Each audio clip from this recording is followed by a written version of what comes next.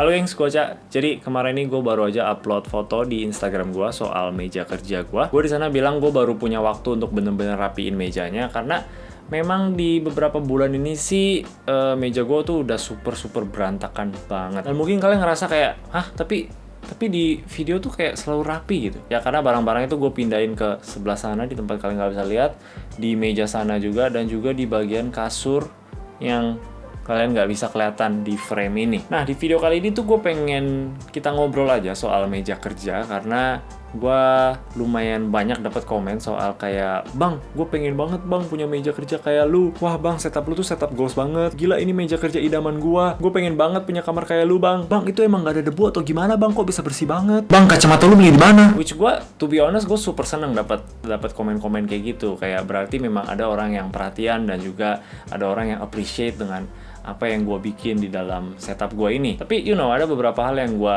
gak kasih lihat di kamera gitu. Dan ini juga hal-hal yang gue lihat dari orang-orang lain yang bikin konten-konten soal setup, soal meja kerja gitu. Mereka tuh selalu ngomong kayak, "Oh, dengan meja kerja yang rapi dan cantik ini, level produktivitas gue meningkat, level fokus gue lebih tajam daripada Byakugan, dan level kreativitas gue naik 1000%. Oke, fine, mereka ngomongnya kayak gitu. Tapi you get the point. Kalian ngerti kan maksud gue? Dan buat gue sih itu ngomong kosong aja sih. Itu bikin penonton tuh biar supaya kayak, oh, gue butuh meja ini biar lebih produktif, gue butuh gadget ini biar lebih fokus. Dan klarifikasi, gue nggak bilang itu salah. Itu boleh banget loh, boleh banget untuk mempunyai meja kerja yang cantik dan rapi dan enak dilihat gitu. I mean, gue juga lakuin gitu, dan at the end of the day gue nggak nyesel sama sekali. Dan kalau misalkan ada kalian yang pengen juga, gue rekomend 100% untuk lakuin aja kalau kalian mau. Tapi yang gue nggak srek itu adalah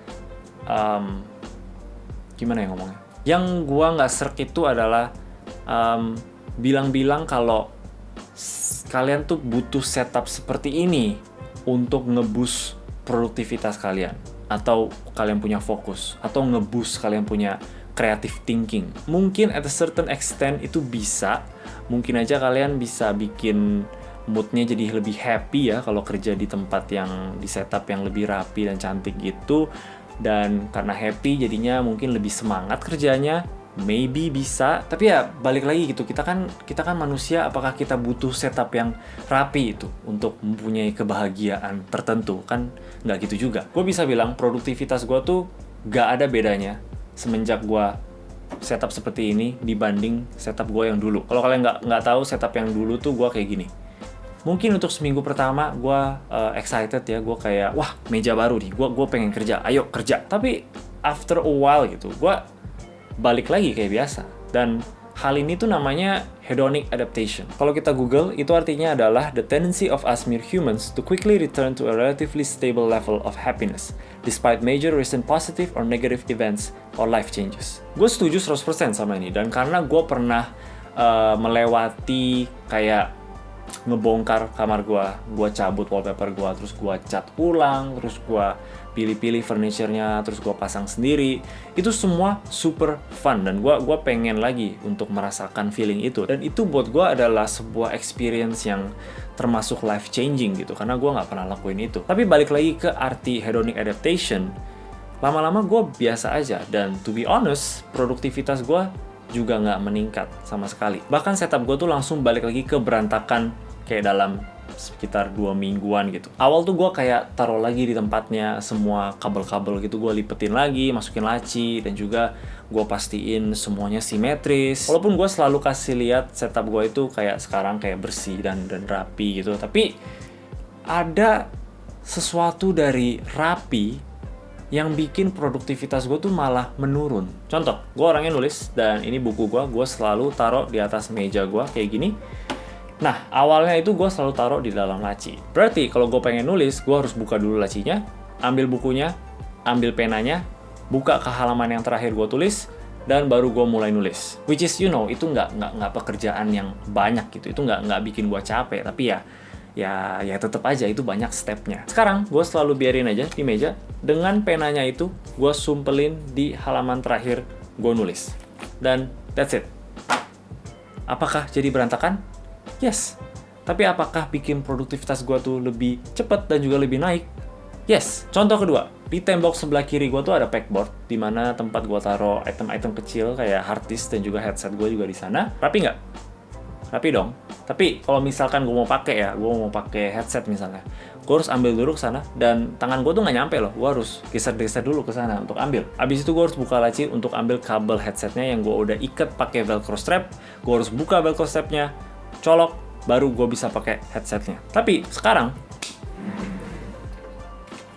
headset gue ini udah permanen dicolok aja dan selalu di atas meja gue di sebelah mouse.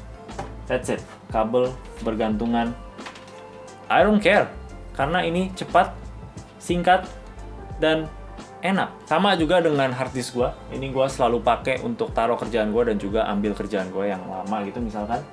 Ini selalu tercolok di gue punya PC. Gak pernah gue lepas, gak pernah gue balikin di pegboard walaupun gue matiin PC-nya. It's always there. Berantakan? Yes. Tapi apakah bikin produktivitas gue lebih naik? Si.